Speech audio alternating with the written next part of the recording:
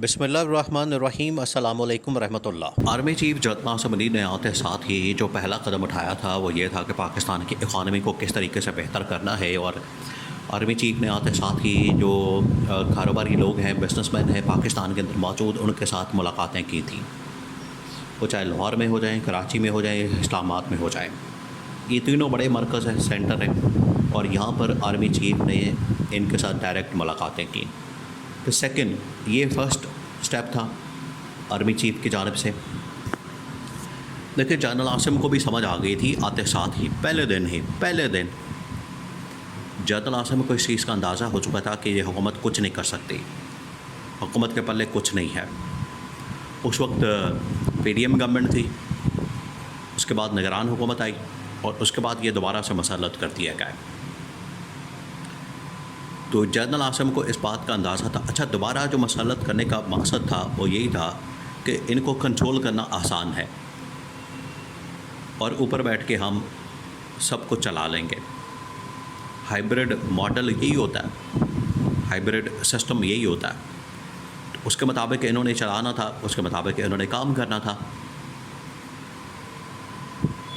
तो जनरल आसिम ने आते साथ ही जो सबसे पहला काम किया, उन्होंने कारोबारी लोगों के साथ, बिजनेसमैन के साथ, अहम तरीन शख्सियात के साथ ख़ुद मुलाकातें की, और मुलाकातें करके उनको पाकिस्तान के मतलब विज़न से, इकॉनमी के मतलब, सियासत के मतलब, सियासी मामलात से मतलब, कारोबारी मामलात के मतलब अपने विज़न से आगाह किया, अपने विज़न से।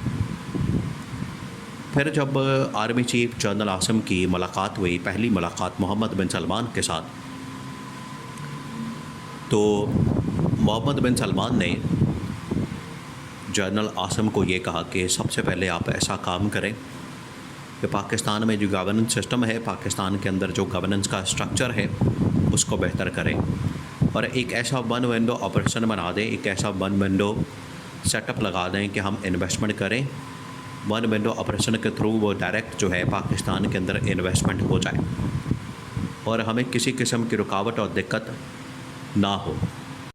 तो जनरल आसिम ने आते साथ ही SIFC का एक वन विंडो ऑपरेशन बना दिया कि SIFC special investment facilitation council, जो भी इन्वेस्टमेंट आएगी बाहर से, सऊदी अरब से, UAE से, कुवैत से, कतर से, अमेरिका से, चाइना से, वो सारी की सारी इन्वेस्टमेंट थ्रू SIFC पाकिस्तान के अंदर लैंड करेगी, और फिर उसके बाद प्रोजेक्ट्स के ऊपर काम किया जाएगा।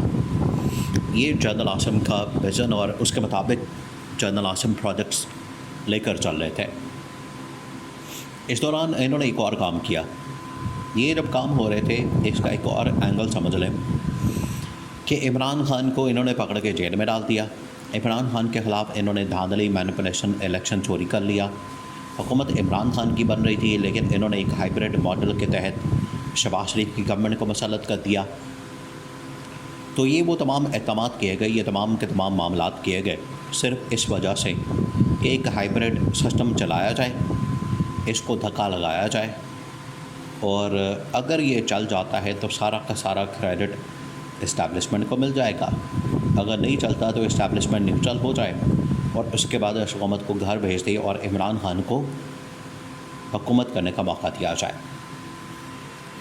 तो इस दौरान इमरान खान के ख़िलाफ़ पकड़ दकड़, क्रैकडाउन, वर्कर सपोर्टर्स के ऊपर, वो सब कुछ जारी व सारी था, और पाकिस्तान में सियासी अदम इस्तेहकाम शुरू हो गया।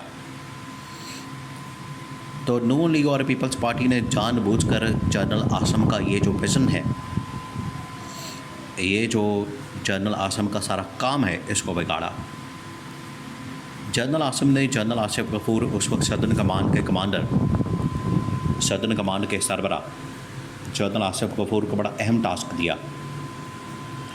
उनको कहा कि आप बलूचिस्तान के मामलात को देखें, वहाँ से जो स्मगलिंग होती है, वहाँ से डीज़ल की, इलेक्ट्रॉनिक्स की, डॉलर्स की, उन दिनों मामलात बड़े बिगड़ गए थे। डॉलर एकदम ऊपर जाना शुरू हो गया, शूट कर गया, टेक ऑफ कर गया। मुल्क के अंदर महंगाई, बेरोज़गारी का रैला आ गया, स्मगलिंग आसमान पर पहुंच गई। आज भी देखिए, DG ISPR ख़ुद इस बात को तस्लीम कर रहा है कि किस कदर स्मगलिंग हो रही है पाकिस्तान में। एक तो आम आदमी चले बात करें तो उसकी बात की इतनी अहमियत और उसकी बात में इतना वज़न नहीं होता, लेकिन अगर शहबाज शरीफ आके कहे कि मुल्क के अंदर चोरी, करप्शन, बिजली चोरी, लूटमार, IPPs की लूटमार हो रही है, तो उसकी अहमियत और है।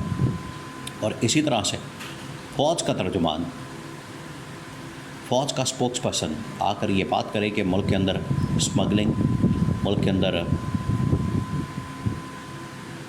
डीज़ल, डॉलर्स, इलेक्ट्रॉनिक्स की स्मगलिंग हो रही है, तो ये बड़ा खौफनाक पहलू होता है। इसी को रोकने के लिए जनरल आसिफ गफूर को टास्क दिया गया कि आप ये काम करें, इसको कंट्रोल करें, इसका सद्देबाब करें, इसको रोकें। और जनरल आसिफ गफूर ने बड़ा ज़बरदस्त काम करते हुए इसके ऊपर अमल दरामद किया और मुल्क में स्मगलिंग को बिल्कुल ज़ीरो कर दिया। जब ज़ीरो कर दिया तो देखें, ये जो नून लीग और पीपल्स पार्टी वाले हैं, इनका तो सारा का सारा रोज़गार, कारोबार, सारा दिहाड़ी यहाँ कमीशन, किकबैक्स इसी के साथ मुंसलिक है। अगर ये मनी लॉन्ड्रिंग, कमीशन, किकबैक्स, पैसों का आना जाना, ये सब कुछ रुक जाएगा तो इनका 7 नस्लें किस तरह से पैसा खाएंगी, इक़्तिदार के ऊपर कब्ज़ा करेंगी, किस तरह से हुकूमतें करेंगी। इनकी तो ये रोज़ी रोटी है, इनकी शाराक है। अगर आपने ये काट दी तो इनका तो मुकम्मल ख़ात्मा हो जाएगा। इस वजह से नून लीग और पीपल्स पार्टी ने दोबारा से पाकिस्तान में ये वाला सिस्टम राइज किया, ये वाला निज़ाम राइज किया और पाकिस्तान में इस सिस्टम को दोबारा से ऑन किया, एक्टिव किया कि मुल्क में स्मगलिंग, मुल्क के अंदर लूटमार, मुल्क के अंदर ये जो सब कुछ है ये दोबारा से ओपन हो गया। तो जनरल आसिफ गफूर की सारी मेहनत के ऊपर इन लोगों ने पानी फेर दिया। ये जनरल आसिफ गफूर की मेहनत थी, उनको क्रेडिट जाता था, लेकिन इन्होंने क्या किया कि इन्होंने जनरल आसिफ गफूर की मेहनत पर पानी फेर दिया। इस वजह से जनरल आसिफ और जनरल आसिम दोनों, जनरल आसिफ गफूर और जनरल आसिम दोनों ने फ़ैसला किया कि इस हुकूमत को घर भेजा जाए। ये हमारी इमरान ख़ान के साथ भी लड़ाई करवा रहे हैं, इस्टेब्लिशमेंट के साथ। इमरान ख़ान ने बता दिया कि इस्टेब्लिशमेंट के साथ लड़ाई में इनका हाथ है, ये हमारी लड़ाई करवाना चाहते हैं। तो अगर ये लड़ाई करवाना चाहते हैं, ये लड़ाई का सबब बन रहे हैं, तो पहले इनको घर भेजा जाए, इनकी छुट्टी कराई जाए और उसके बाद इमरान ख़ान की रिहाई, इमरान ख़ान की आज़ादी। अगस्त के महीने में आज़ादी का महीना है, अगस्त के महीने में इमरान ख़ान की आज़ादी को यकीनी बना के कौम को खुशखबरी सुनाई जाए।